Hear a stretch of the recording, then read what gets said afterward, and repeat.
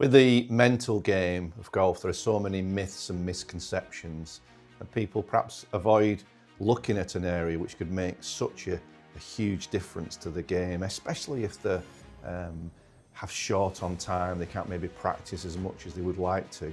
The mental game offers so many possibilities. We're going to do in this video, Ben's going to ask me a bunch of questions about these myths and misconceptions, which once I think you see some of the ideas around this, you'll be much more open to looking at what you could achieve. So Karl, the first question is, positive thinking seems a massive part in golf culture, believing you'll hole it and you will. Does that actually work, or is positive thinking a load of nonsense? I wouldn't say it's a load of nonsense, but it's close. In the sense that if you listen to any golfer, Ben, I've worked with some good players over the years, and I'll always ask them, tell me about the state of your mind when you've played your best golf. I've never heard anybody say that I played really well when I was really positive or I was believing in myself. Usually what I'll hear is that my mind was pretty quiet. My mind was quiet and calm. And in that situation, then your body, the genius of your body's taking over. So positive thinking may well be better than negative thinking, but ultimately it's just more thinking.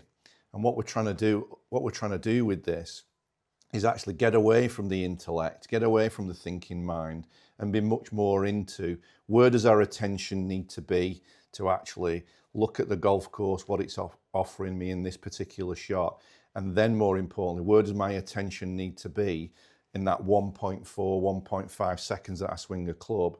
Where do I need to be to allow that genius of the body to take over? So positive thinking, yes, is better than negative thinking, but the real holy grail, which we explore a lot in the Mind Caddy, is a quieter mind where you're not so beholden to the thinking mind.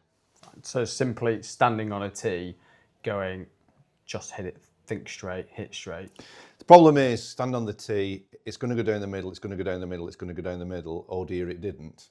That's just a lot of, and if thoughts alone dictated what a shot was going to do, all we'd need to do is just, as you say, just think I'm going to draw this, I'm going to fade it. So, the whole area of creating shot routines is another area to look at. But I think the other big message is that don't always believe what you think, in the sense that our mind is constantly generating thoughts.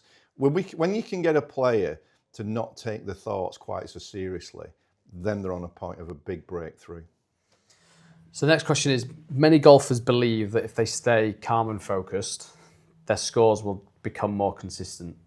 I mean, we hear this term all the time, but is consistency real? And what does the mental game deliver in terms of trying to reach consistency?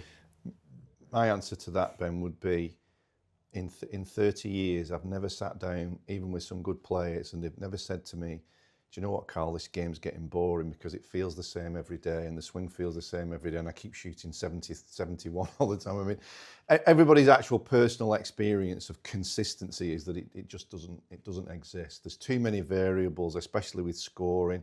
There's too many variables in how we move our body. What we're looking at with the Mind Caddy and what we're pointing people towards is, instead of consistency, is adaptability. That's the real prize, is that you get to a point where you turn up to the golf course, whether it's your monthly medal, your club championship, a major tournament, and you're able to deal with and be adaptable to what you have today. One of the most important questions any golfer can ask when you go to the golf course and you warm up is very simply, what have I got today? And if today, for whatever reason, it's just fading a little bit or it's drawing a little bit and that's slightly out of your normal patterns, you've got two choices then. You can go on the golf course wishing you had your A game and making A game decisions with a C game, and that's a recipe for disaster. Or you can become adaptable and be able to get out there and say, okay, it's maybe not my best today, it might be a little bit ugly at times, but can I think in a way that gets the job done? And I think that's where real confidence comes from. Confidence doesn't come from just good shots, because good shots can come and go. If your confidence is only built on hitting good shots, well, all it takes is one bad one for you to lose your confidence. I think real confidence comes from knowing that whatever the game throws at you, you'll deal with it, you'll be adaptable. So I think that you could look at that as a skill to aim at. Listen to this and you go away and think, how can I develop the skill of adaptability? And then building on that, inevitable bad shots will come. Yeah. I think we all experience them. Yeah. But then how can I, as a golfer, really believe that that bad shot wasn't caused by my swing mechanics, and actually really just thinking better is really going to correct that bad shot? Yeah, I think on any individual shot, a big thing to look for when you play this year is, instead of reacting to shots, look for patterns. So definitely, if you go out on the golf course and there's been eight tee shots that's gone left, that's a pattern. And that pattern you're going to need to work on with your coach. Because with all of this, we've never ever said with the Mind Caddy that technique isn't important. We've never said impact conditions, because that would be stupid, that would be foolish. But I think when you start to realise that you should never react to an individual shot because there's not enough information. I mean, why did the ball go 50 yards to the right? Well, all right, the club face is open, but was it more tension? Did you not prepare for the shot correctly? We don't know on an individual shot what's caused that issue. So I think the minute or the time when you go on and play golf and sort of say to yourself, I'm going to make a commitment today, I'm not going to react to individual shots, I'm going to be aware of patterns. It's amazing how self-correction can start to take over. Because, you know, one poor shot out to the right or the left doesn't define that that's going to be the case the whole day. I think one big thing really is to what we call stay open to the possible. You know, this particular shot here, whether it's a putt or a chip, tee shot, whatever, is it possible it could be a good one? Well, the answer, unless you make up a story, is of course it is. You might not have played well until that point, but is it possible this could be a good shot? And I think that's a great frame to play the game from. Fred Shoemaker years ago said to me, the art of the possible, staying open to possible. And now feeding on is, if you've identified a pattern, Yeah. you go to the range or whatever, or you work with a coach, there's then the inevitable thing of transferring that to the golf course. Mm-hmm. And again, what are the misconceptions of myth in sort of duplicating a little bit, but ultimately, if I can't transfer it to the golf course, it's got to be technical. Yeah.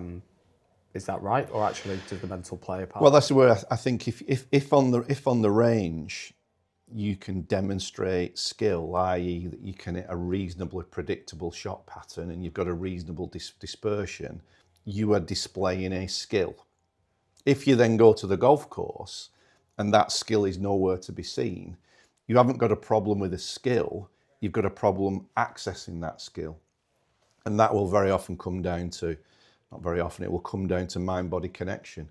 You know, as your brain-body system working in a way that allows you to access your skills. And that's where being able to transfer and change from technical training thinking to more of a playing mindset is a real big area to develop. Something we talk about a lot about in the book and the Mind Caddy app is almost becoming two people really when you play golf, where you've got the engineer, the technician that works on the swing, but then you make a shift when you play golf and you become more the artist that's out there creating shots.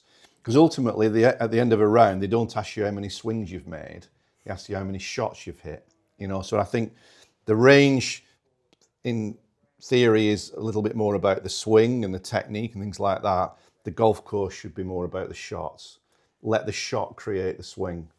So then we've just filmed with a guy, and I was having a conversation with him, and he said when he goes to the range, he tries to replicate as much as possible, you know, playing conditions, i.e. sets a task of may only play one driver once and then hit another shot rather than just ball after ball. But he said might set himself a task like imaginary fairway out on the range. He'll then go, right, can I hit that fairway? He'll hit his tee shot and he hits it, and he keeps playing this game over and over. Gets out onto the golf course. Fairway's no smaller than what he was playing on the range, but he just can't do it. And then obviously the one bad one then leads to, I've got to try and fix it. Talk about accessing those skills, but how do you access and get out of your own way? So the big thing is how our brain works in terms of perception of threat. So that when we're on the range, there's very little perception of any threat, even if we set up game-like conditions. We get out on the golf course, And our brain now is perceiving that out of bounds, left, water, right, whatever it may be, there is a threat response in the brain that creates, it's hardwired into us genetically. There's 3 responses to threat: fight, flight, and freeze, which has been great for evolution, but dreadful for golf. No easy answer to this, but the direction is understanding when you go on the golf course, how can you reduce the perception of threat? And very often that can be things like, before you even play, is a deep, deep acceptance of the inevitability that there'll be poor shots. An acceptance of the fact that the range of options could be, for a scratch player, you could shoot anything from 65 to 85. It's a paradox, really, that when your brain can fully accept that there's this huge range of options, but you're going to be okay anyway, then you can go out and reduce the threat. Because ultimately, what is your brain trying to do more than anything? Your brain's not really that bothered about your golf. Your brain's bothered about survival. And it literally sees that when it perceives threat, it's literally like life and death, as crazy as that sounds. So a big part of this and a big part of our programs is to actually work with your brain rather than against it, to actually significantly reduce that threat where there is less perceived threat, and then your mind-body system then can actually respond without the fight, flight, and freeze response. And what's the subtle difference between acceptance and resignation? Resignation is giving up. I couldn't give a bleep, bleep, bleep. That's resignation. Acceptance is a willingness to accept the reality of the game. And one great model that we've used with many players is what I call the 1s, 2s, and 3s. That, anybody listening to this could test this out. That every round of golf you'll ever play for the rest of your life will contain 1s, 2s, and 3s, in the sense a 1 is a good shot, a 2 is good enough, and a 3 is a poor shot. That's pretty much it for the rest of your life. There's going to be a combination of those. Paradoxically, when you go out, a number of players have done this, if you actually give yourself a number of 3s before you start, it sounds negative, but it's totally positive, really. Give yourself, let's say for a scratch player, he or she gives themselves 10 3s before they start. When the inevitable 3 comes along, you deal with it much better because you've pre-programmed in that's going to happen. So acceptance is actually a very positive mindset where you're actually saying, I'm prepared to deal with the reality of the game. Because what most of us do, I did it for most of my playing days, I denied the reality of the game. I thought today was going to be the day, today the clouds would part, and today was going to be the day when I didn't have to deal with the feelings that bad shots gave me. And unfortunately, in 20 odd years, that never came along. But it's then, if I'm under that illusion and I go out and I hit the bad shots, that's why it's so devastating for most people, and it unravels so quickly. But the 1s, 2s, and 3s, and asking yourself, what's my current relationship to the 1s, 2s, and 3s? And if you get really honest about it, most people's relationship to the 1, the good shots, is that's what you should do. So they don't reinforce that. The 2s are like shots that are good enough. Is, oh, that's not good enough. I thinned it, or I got it out the neck. Well, if you got it out the neck and it's in the middle of the fairway, 20 yards shorter than where you normally hit it, that's good enough. It's not a good shot, but it's good enough. But then the opportunity of saying, okay, what's my relationship to the 3s? Do I deny that they're going to happen so that when they do, I'm devastated? Or use a system like, and it's like the whole Mind Caddy book is full of these systems that you can use to help you better deal with the reality of the game, but ultimately reduce the perception of threat in your brain. And for anyone who's explored the mental game, or I guess any mindfulness, a big part that always comes up is journaling. Yeah. But that is met with derision. One word for it, but it's that part is really kind of met. I think from speaking to people get into it, absolutely love it, becomes a habit. The hardest part is people starting it because they just think, how in the world can writing some notes about my golf game actually translate to me becoming a better golfer? Because there is no direct correlation. You can't say, well, me writing that page, therefore... It's not an instant thing like, Yeah, strengthen your grip a little bit and it goes left instead of going right. I'm going to quote a hero of mine from many years ago, Bruce Lee, great martial artist. And towards the end of his life, he wrote down that there were 4 tenets of what he believed. These 4 tenets involved becoming the best you could possibly be at whatever it was, whether it was karate, kung fu, business, or even golf, as we're talking about. And one of the tenets was that he said we need to research our own experience. And I don't think we research our own experience at golf. What we do is we just go out and play, and afterwards it's like, well, I played rubbish or I played good or whatever. We don't research what's actually happening, because the other really important factor, I'm convinced now after all these years, that golf's a study of one, in the sense there's only one person that you need to fully understand to get good at golf, and that's yourself. And that's the benefit of journaling. That when you play golf, things like if you were going to write down the 3 best shots that you've hit that day, and maybe what you did before the shot and how the swing felt, you start to notice patterns. You're researching your own experience. If you maybe wrote down how you dealt with setbacks, you get much clearer. To become good at this game, as simple as it sounds, simplistic as it sounds, you've actually got to do more of what works and less of what doesn't. And as human beings, we're just crazy that we keep doing the same things over and over again that don't improve us, hoping for a different result, which I think Einstein wasn't much of a golfer, but I think he said that was the definition of insanity, to keep doing the same things over and over again, expecting a different result. And for how would you get started journaling? What's the, to keep it simple, not too much of a burden?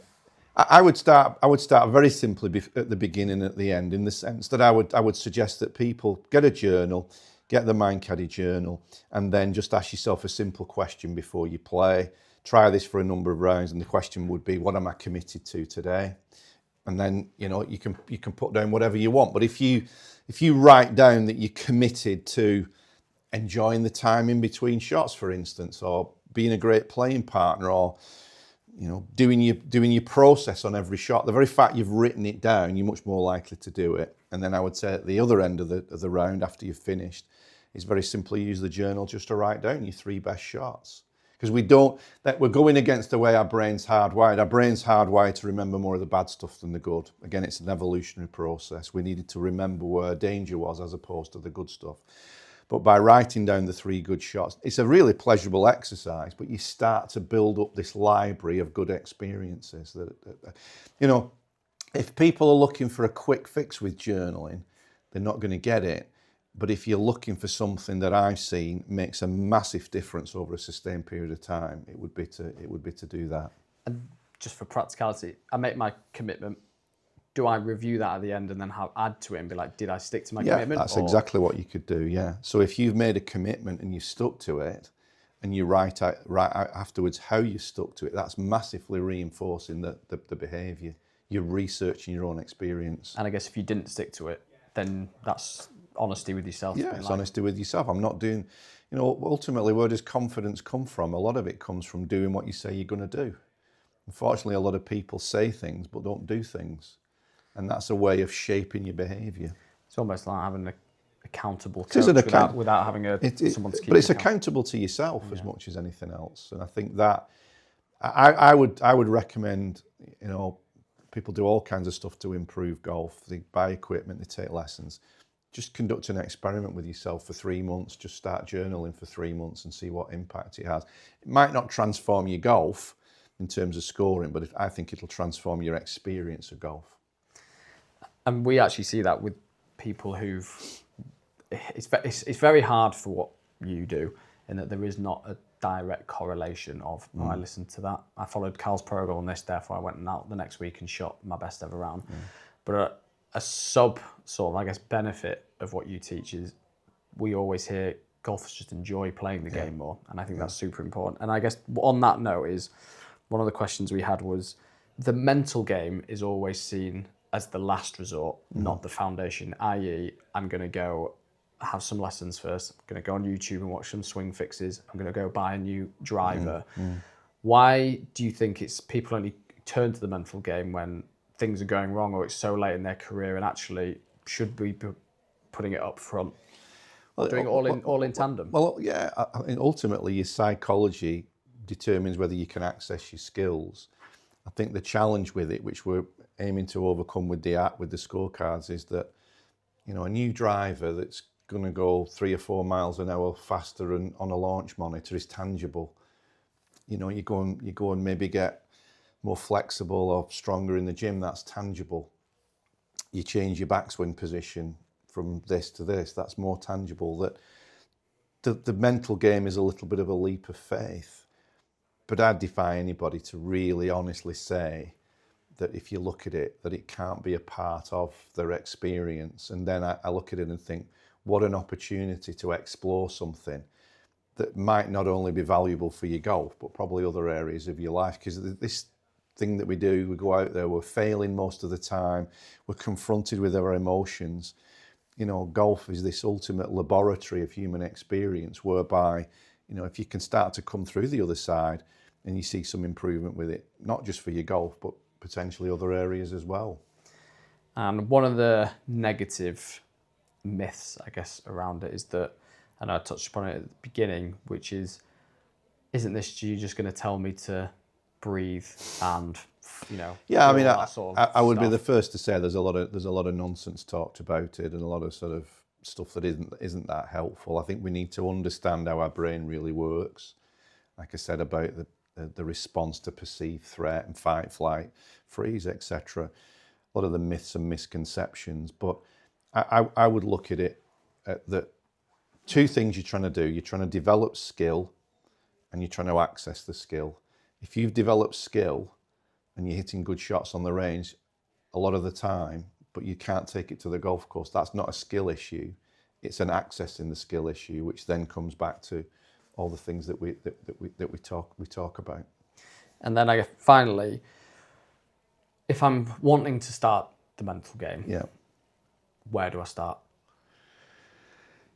Yeah, I mean, I would start with either the Mind Caddy book or the Mind Caddy app. I would say we're going to be biased on that, but yeah, some people may be open more to reading a book. Some people might be more open to the app. But my view would be just actually make a commitment to say I'm going to explore this area with an open mind. I think there's so many people kind of poo-poo it because they don't really look into it. It's kind of like easier to poo-poo it than actually explore it. But everything that we do and have done and will do, at the heart of it is understanding our brain, but it's all practical stuff. It's not, I'd be the first to say, sitting under a tree, closing your eyes and chanting that you're a wonderful golfer is going to make no difference whatsoever.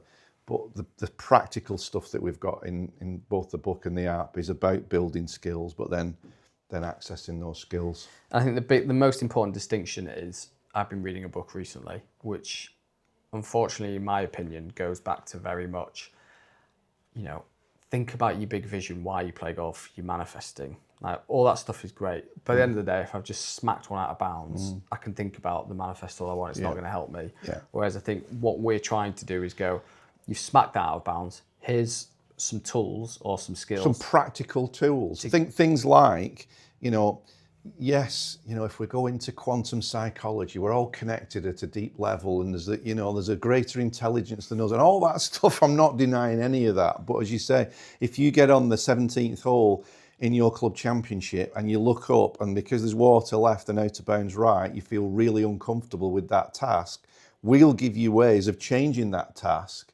that'll allow you maybe not to hit the best shot of your life, but hit a functional shot on the golf course. And then when you close out that tournament, you think, actually, I've just found a way there of getting the best out of myself. It's practical stuff, not mumbo jumbo. And if you could just do one thing tonight, you meet a golfer in this clubhouse, and they go, it's not going to help me. What would be the one thing you would like to change the perception of the work that you do? The perception would be, as you said, that it's this airy-fairy stuff that we're denying that the swing's important. We're not ever denying that the swing's important. We're saying using your brain well is a part of developing a better golf swing. And when you develop a better golf swing, can you use that golf swing on the golf course? It's a practical application of performance psychology to get the best out of yourself. Excellent. Well, hopefully that dispels some of the negativities and myths around the mental game. Obviously, Mind Caddy book, which Karl mentioned, and Mind Caddy app on the app stores where you get a 7-day free trial. Give it a go. Got nothing to lose, and see if it helps your game. Just stay open to what's possible. I don't think there's anything wrong, Ben, in setting out, whether it's the middle of the season, the end of the season, or the start of the season. There's nothing wrong in asking yourself the question, what's possible and what could you achieve? And setting out on a journey and just exploring the limits of your capabilities, because we've got enough stories now and enough people who have come on this journey that there's some really pleasant experiences to be had if you're at least open-minded enough to take a look at it. Great stuff.